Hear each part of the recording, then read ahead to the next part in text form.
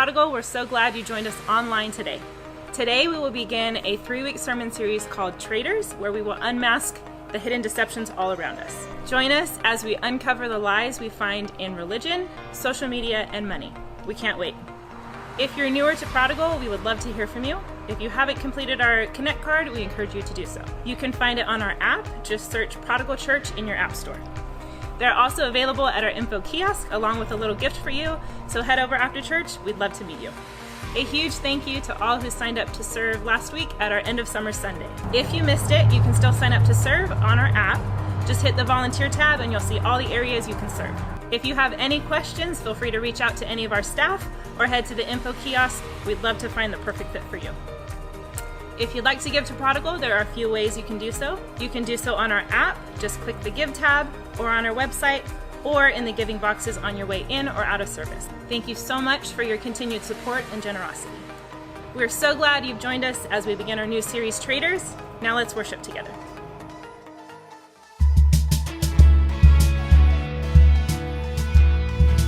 Good morning, church. Let's give thanks together.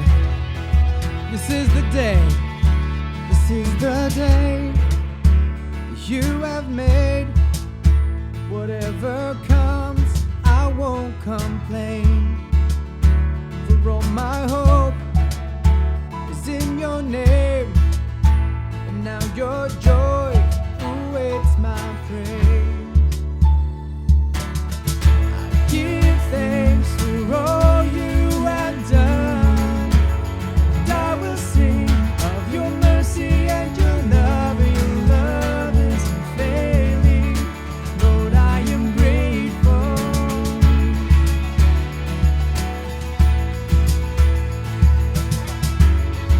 Together we sing. When I was down,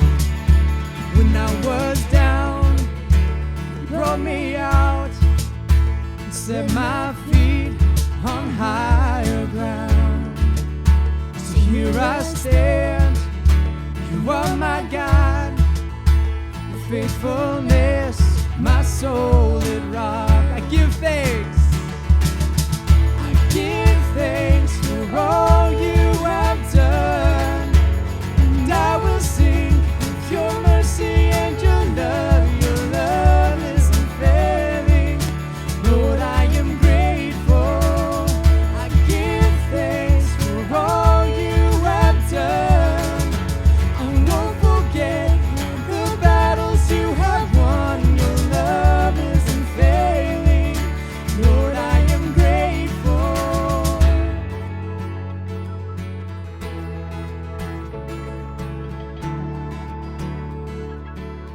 And as we lift, our hands, the heavens open, so let our lives declare the love our God has spoken over us. And as we lift our hands, the heavens open, so let our lives declare the love our God has spoken over us.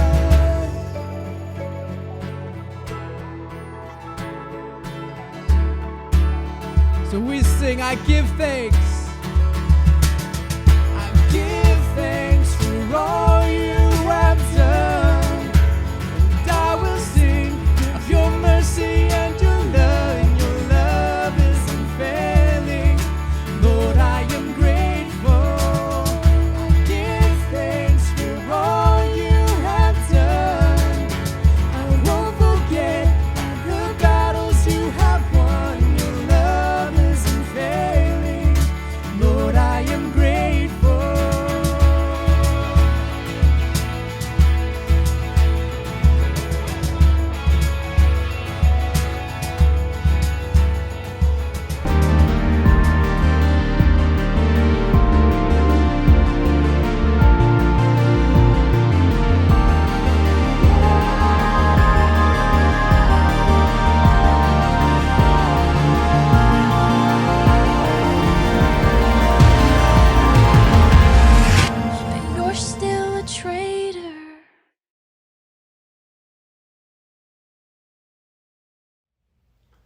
Welcome to week 1 of our brand new sermon series called Traitors, Lies in Plain Sight. And if you are listening to this on our podcast or with headphones without directly looking at a screen, this first illustration may not make a ton of sense, but you can always go back and watch it on our app, YouTube, Facebook, or website to kind of get clarity. But right now you are staring at 6 circles. They're red and yellow and magenta and green and blue, and there's a plus sign in the middle of those. I want you to stare at that plus sign, and I'm going to count down from 10 to 1, and I'm going to change the picture. You see all the colors now. The very next photo I'm going to show you is purely black and white, but I think you're still going to see some color. Okay, so are you ready? 10, 9, you're staring at the plus sign in the middle. 6, 5, 4, 3, 2, 1. Okay, I changed it's all black and white. Why are you still seeing color? Why are you seeing pastels everywhere you go? Now, shake your head and kind of look at it again, and you'll see that it really is just black and white, that your mind was giving color, filling it in. You were deceived. You thought you saw one thing, and you saw something else. That kind of deception is what we'll be looking at throughout this sermon series. Let me say it a different way. Florentino Tiny, was his nickname, Aspalaga, was a high-ranking officer in Cuba's General Directorate of Intelligence. Okay, the Cuban equivalent to the CIA. He was a star. His final posting was in Czechoslovakia, and he ran Cuba's network of agents throughout the region. But at some point, he became disenchanted by Fidel Castro and by Cuba, and he planned his defection. He had a government-issued Mazda, and he removed the spare tire from the trunk, carved a hole into the bottom of it, and told his girlfriend to get in there as they crossed the border into Austria. They both arrived at the U.S. Embassy and said immediately, "I'm a case officer from Cuban intelligence." And Tiny Aspalaga was walked into the embassy, and he was one of the great walk-ins throughout the Cold War. What he knew of Cuba and its close ally, the Soviet Union, was so sensitive that twice after his defection, Cuba and the Soviets tried to assassinate him. Only once has he been seen since. Once Tiny arrived in Washington, D.C., the information he gave to the CIA was shocking, and he knew it. He started by saying that, your CIA agent so-and-so who's working in Cuba, yeah, he's a double agent. He's working for us. That government spy that you have in Havana, in the consulate? Yeah, he's a double agent. He's working for us. And on, double agent after double agent, Tiny kept revealing. Nearly every CIA agent and operative within Cuba was actually working for Cuba. All of the information that they had received about Cuba and its operations and its government and its plans was hand-given to them by Cuba. The reaction in the CIA was absolute shock and horror. They couldn't believe that they got fooled so badly. And it got worse. When Castro heard about this, of Tiny's defection, he paraded all of these CIA agents across Cuba to an amazing parade. And then on top of that, he released a 11-part documentary called The CIA in Cuba. And it turned out that the CIA, or Cuba intelligence, had filmed and recorded almost every CIA operative and operation over the last decade. Every purse that was actually a camera, every park bench that was actually a prop. When a CIA agent would wear one color, it meant one thing. When he'd wear a different color shirt, it meant something else. Whenever they had their secret meetings in the park or at the cafe, it was wired for sound. It was as if a Cuban cameraman was standing behind the actual CIA agents for the last 10 years. When the Miami CIA office heard about this, they asked for a copy, which Castro obliged and gave it and redubbed it in English for them. The most sophisticated intelligence service in the world had been played for a fool. And this is what makes the story of Florentino Aspalaga so crazy. It doesn't make sense. It wasn't like Cuba fooled novices. No, Cubans fooled the CIA, an organization that takes the problem of deception and espionage very seriously. They have a division called counterintelligence that is supposed to spy on themselves to see if there's any kind of deception or impropriety within their own organization. Cuba got us. They deceived us. They played us. And they weren't the only ones. The United States had several people become double agents in the Soviet Union and throughout Eastern Europe. How? The CIA is no doubt the best in the world, and they were deceived. And if the CIA's best can be misled so completely and so many times, then what about the rest of us? We don't fare much better when it comes to deception. And we are in week 1 of this series called Traitors, and we're unmasking 3 deceptions, 3 double agents. We think they're on our side, but they are not. And the first deception is a foe that we are very familiar with. It is religion. Now, some of you are thinking, you're a pastor. This is a church. I'm on a church's website watching this or listening to this. What do you mean? We should be for religion. Religion is an ally, not an enemy. No, religion is a traitor. Religion is man's attempt at creating systems to make us right with God. And Jesus wanted to get rid of it. Religion is relating to God through systems of doctrines or codes of conduct, inherited traditions, or institutions of power. When we read the opening chapters of the Bible and see that God created all of the humans, all of humanity, and before we had a chance to kind of mess it up, we notice something significant, that in the Garden of Eden, there is no religion. There are no special places where Adam and Eve can meet and commune with God.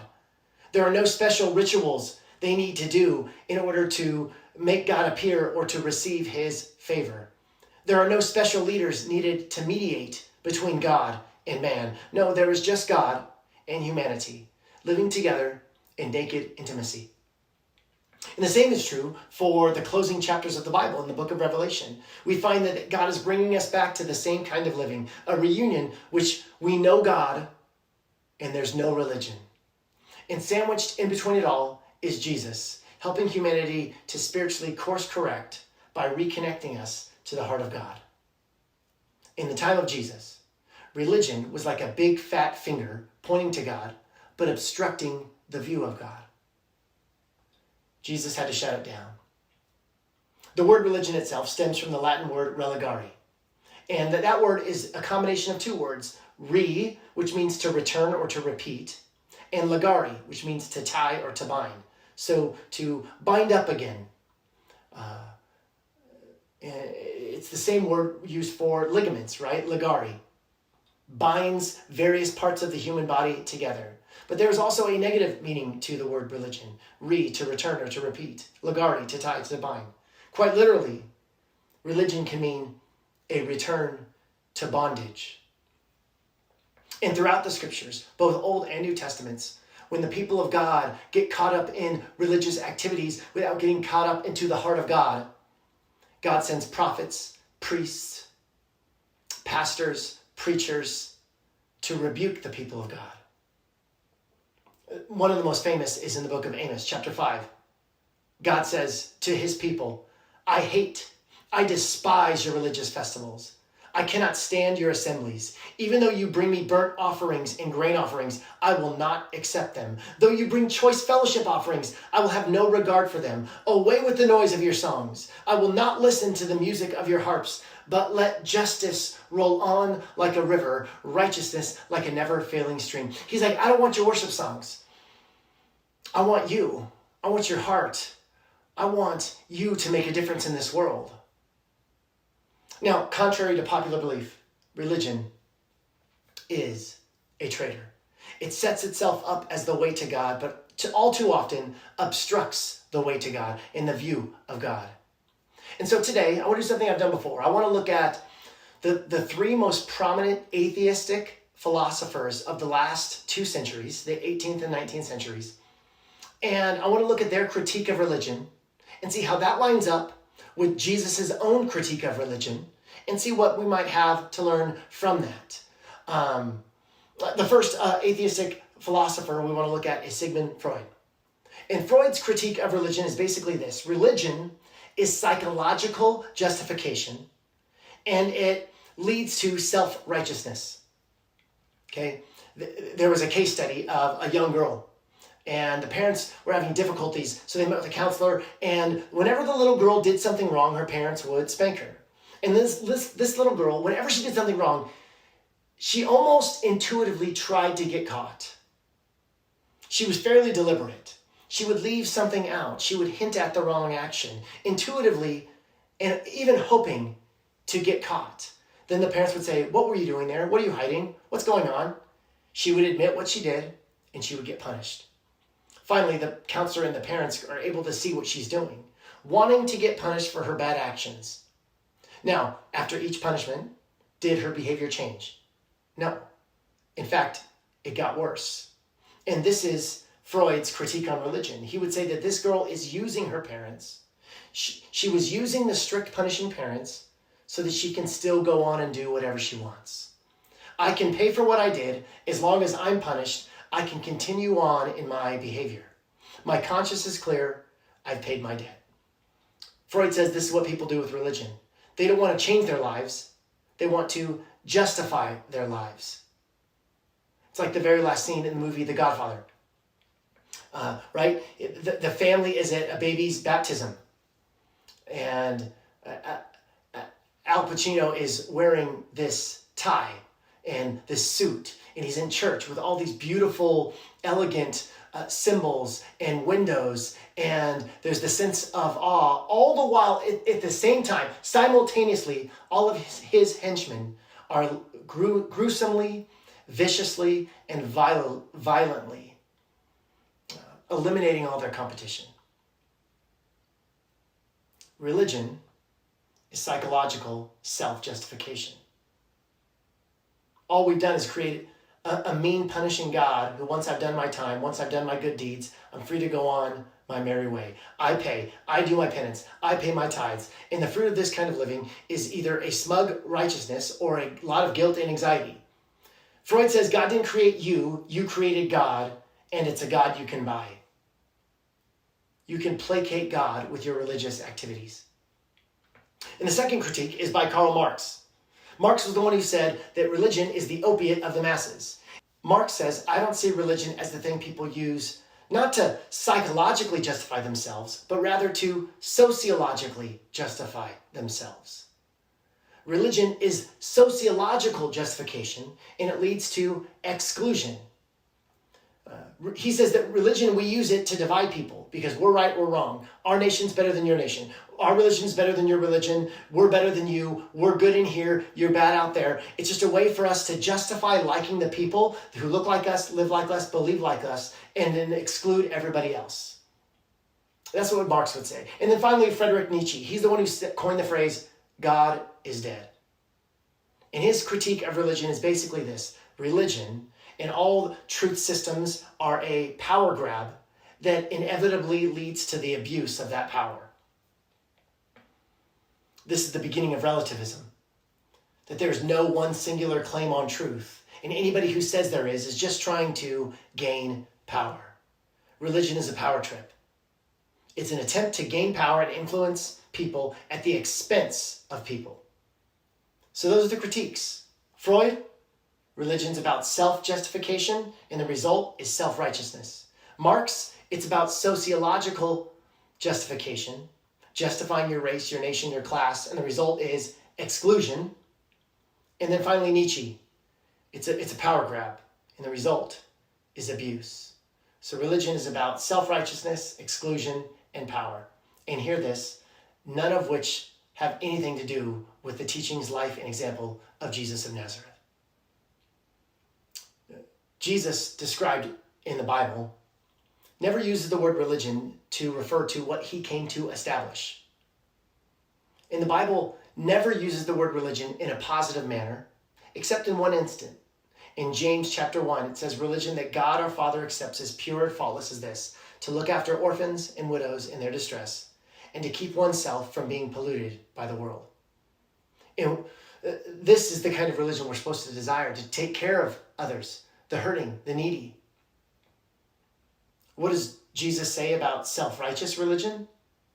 Matthew 23, woe to you, teachers of the law and Pharisees, you hypocrites. You clean the outside of the cup and dish, but inside you're full of greed and self-indulgence. He would have some words to say to the Godfather. What does Jesus say about exclusion? Well, his whole life was a walking, talking, inclusive movement. He cared for children. He talked to sinful people. He ate with tax collectors. He touched a bleeding woman. He spoke to demon-possessed men. He touched lepers. He conversed with promiscuous people. Jesus was about inclusion, not exclusion. Jesus was not nailed to a cross for who he excluded from the kingdom of God. He was nailed to the cross for who he included into the people and kingdom of God. What does Jesus think about power and abuse in religion? Matthew chapter 20, the Son of Man did not come to be served, but to serve and to give his life as a ransom for many. He goes on to teach throughout his ministry that the greatest among you is not the king, is not the godfather, is not the queen, it's not the prince, it's not the commander, it's not the general. The greatest among you is the servant, is the slave. The first will be last, and the last will be first.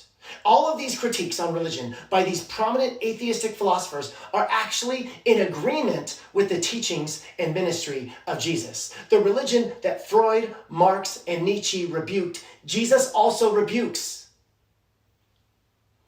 The greatest enemy of Christianity isn't atheism, isn't secularism, isn't liberalism or conservatism or Islam. The greatest enemy of Christianity is bad Christianity. Let me say it a different way. Bruxy Cavey says it in a story of Bob and Sue Prunebottom. A fictional story. Bob and Sue Prunebottom were a few years into their marriage when Sue felt the need to challenge Bob on the lack of romance in their life and marriage. Gone were the days where he had initiated exciting and unexpected events that brought the two of them together romantically. Now their marriage consisted of a steady diet of predictable rituals, routines, maintained stability, but lacked passion. This was, understandably, not enough for Sue Prunebottom. Bob agreed, and he committed to take some of the initiative to help rekindle some of the former romance that they had shared together. So one Tuesday evening around 6:30, the doorbell rang. Ding dong. Sue went to the door to find little Maureen Tupperman, their usual babysitter. And Sue was surprised since she hadn't booked Maureen, and she was even more surprised by Maureen's explanation. She said, "Mr. Prunebottom booked me." Now this was a first. Bob had called the babysitter on his own, and so Bob laid out a beautiful red dress for Sue to put on, took her to this wonderful Italian restaurant. There was a candlelit table in the back, a card laying on the table with her name on it. And as she opened it, a beautiful handwritten note with some sweet words about his wonderful wife. As dessert showed up, Bob reached under the table to pull out a single stunning blue rose, her favorite flower.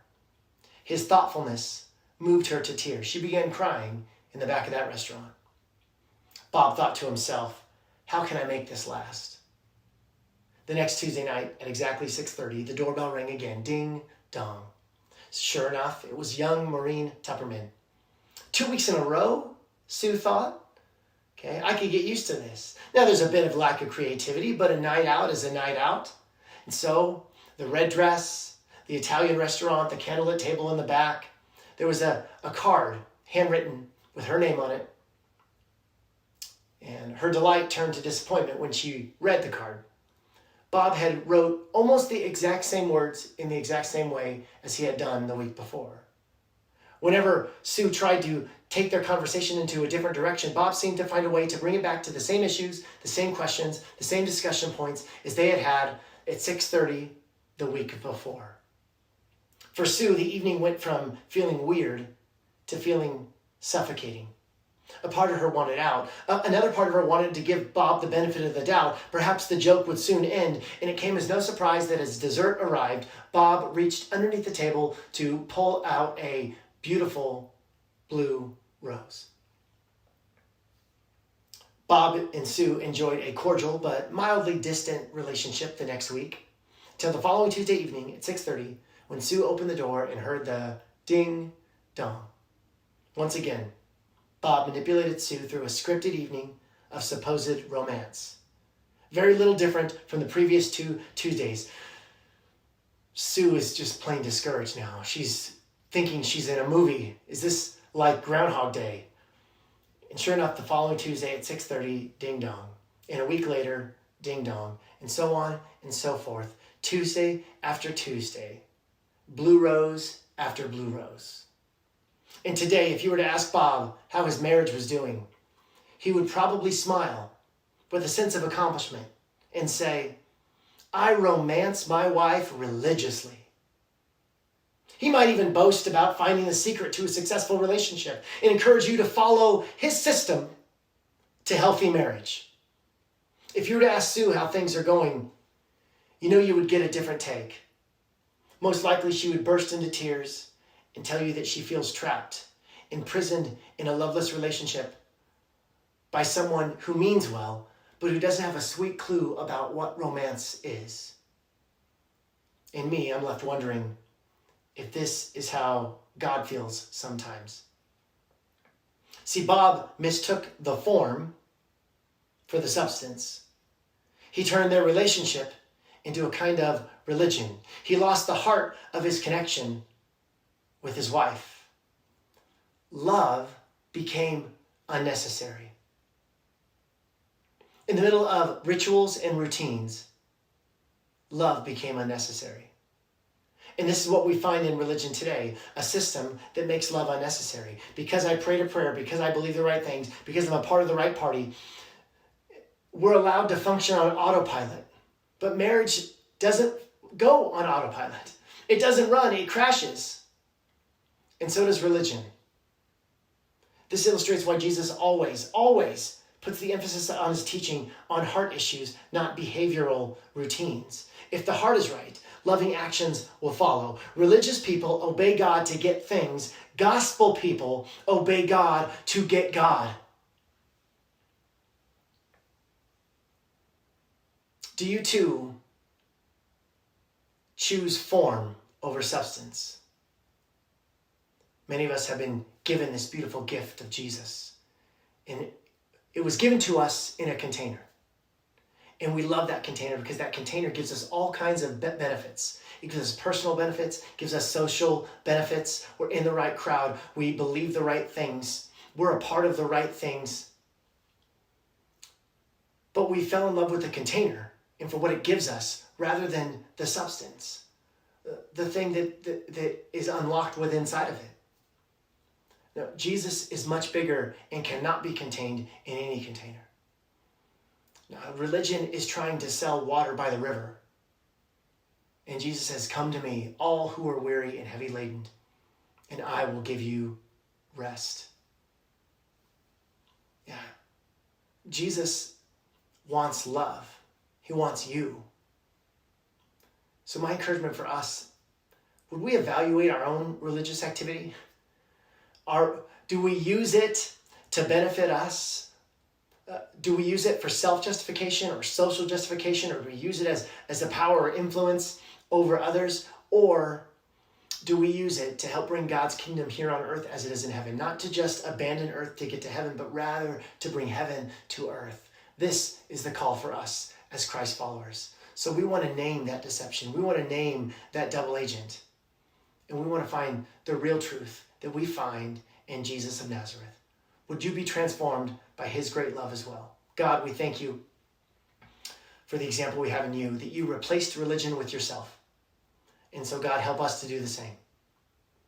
Help us to replace religion and all the things that come with it with you being Lord of our life in our heart. And may that compel us to go and love sacrificially in every way to transform the world and for our own transformation. We need you in Jesus' name. Amen.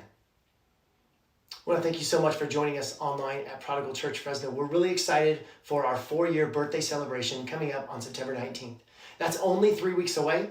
And so we want to encourage you that if you have not been back in person with us, would you consider joining us? We'd love to see you and celebrate with you throughout the fall. And if you have just currently found us online and never visited in person, we would love to meet you, to say hi, and to figure out a better way and the best way for us to continue to minister to you and your family in a greater way. We'd love to say hi. We meet on Sundays at 10 a.m. at the Bullard High School Theater and with kids ministry opportunities throughout the morning as well. We hope to see you soon. We hope you have an amazing week. Grace and peace in Afghanistan. But you're still a traitor.